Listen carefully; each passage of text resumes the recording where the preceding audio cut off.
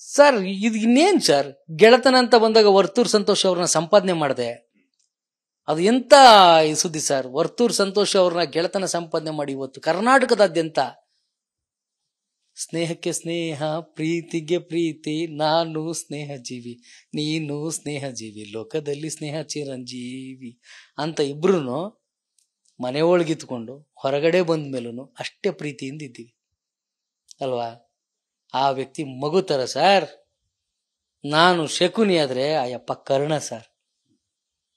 Sir ಯಾರು ಏನೇ ಬೋದ್ರು ಅದು ನನ್ಗಿರ್ಲಿ ಸರ್, ಯಾರು ಏನೇ ಹೊಗಳಿದ್ರು ನನ್ನ ಅಣ್ಣ ನನ್ನ ಗೆಳೆಯ ಹೊರತವ್ರು ಅಣ್ಣಂಗಿರ್ಲಿ ಸರ್. ನೊಂದ್ಬಿಟ್ಟಿದ್ದಾರೆ ಸರ್, ಚೆನ್ನಾಗಿರ್ಲಿ ಸರ್, ಖುಷಿಯಾಗಿರ್ಲಿ. ಬದುಕಲ್ಲಿ ಏನೇ ಬಂದ್ರು ರಿಸೀವ್ ಮಾಡ್ಕೊಳ್ಳೋ ಕೆಪಾಸಿಟಿ ದೇವ್ರು ನಂಗೆ ಕೊಟ್ಟಿದ್ದಾನೆ ಸರ್. ತಡ್ಕೋತೀನಿ ಸರ್ ನಾನು. ಸರ್ ಒಂದು ಕಲ್ಲು ಶಿಲೆ ಆಗಬೇಕು ಅಂದ್ರೆ 1000 ಉಳಿಪೆಟ್ಟುಗಳನ್ನ ತಿನ್ಲೇಬೇಕು ಸರ್. ಅದಕ್ಕೆ ನಾನು ನೋವಾಗ್ತಾ ಇದೆ, ನಂಗೆ ಬೇಡ ಅಂದ್ರೆ ಅದು ಅರ್ಧಕ್ಕೆ ಉಳ್ಕೊಂಡ್ಬಿಡುತ್ತೆ.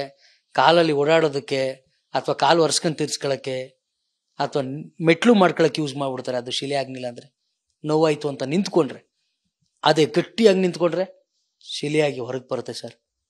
ಸರ್ ಒಂದಲ್ಲ ಒಂದಿನ ನಾನು ಶಿಲೆ ಆಗ್ತೀನಿ ಸರ್, ಆ ನಂಬಿಕೆ ನಂಗಿದೆ ಸರ್, ಅಷ್ಟೇ. ಬಿಗ್ ಬಾಸ್ ಮನೆಯಿಂದ ಹೊರಗಡೆ ಬಂದ್ಮೇಲೆ ಮೊದಲು ನೀವು ಭೇಟಿ ಮಾಡಿರುವಂತಹ ವ್ಯಕ್ತಿ ಯಾರು? ನಾನು ಹೆಂಡ್ತಿನೇ, ನಾನು ಹೆಂಡ್ತಿನೇ. ಅವಳು ಬಿಟ್ರೆ ಯಾರು ಸಿಕ್ಕಿಲ್ಲ ನಂಗೆ. ಫಸ್ಟ್ ಮನೆಯಿಂದ ಬಂದ ತಕ್ಷಣ ಎದುರುಗಡೆ ಅವಳನ್ನೇ ನೋಡಿದ್ ನಾನು. ಆಮೇಲೆ ಸುದೀಪಣ್ಣ. ಬಿಗ್ ಬಾಸ್ ಮನೆಯಲ್ಲಿ ನಾವು ಟಿವಿಲಿ ನೋಡ್ತಾ ಇರೋದ್ರಿಂದ ಫಸ್ಟ್ ಸುದೀಪಣ್ಣನೇ ನೋಡ್ತೀವಿ, ಸೆಕೆಂಡ್ ನಾನು ಹೆಂಡ್ತಿ ನೋಡ್ತೀನಿ.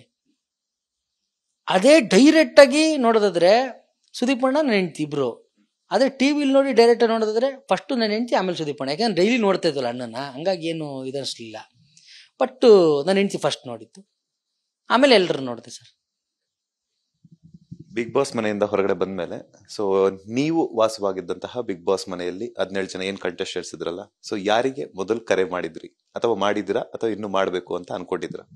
ಸರ್ ದೇವ್ರನ್ನ ನೀವು ನಂಬ್ತಿರೋ ಬಿಡ್ತಿರೋ ಗೊತ್ತಿಲ್ಲ, ನನ್ನ ಹತ್ರ ಯಾರ ನಂಬರು ಇಲ್ಲ ಸರ್. ಅವ್ನು ರಕ್ಷಕಗ್ ಮಾಡ್ತಾ ಇದೀನಿ, ರಕ್ಷಕ ಫೋನ್ ಎತ್ತುತ್ತಾ ಇಲ್ಲ. ನೀತುಗ್ ಮಾಡ್ತಿದೀನಿ, ನೀತು ಫೋನ್ ಎತ್ತುತ್ತಾ ಇಲ್ಲ.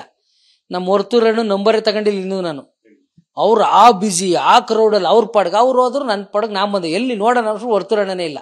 ಈಗ ಬೆಳಗ್ಗೆಂದು ಇಂಟರ್ವ್ಯೂಗಳೆಲ್ಲ ಅಟೆಂಡ್ ಮಾಡ್ತಾ ಇದ್ದೀನಿ.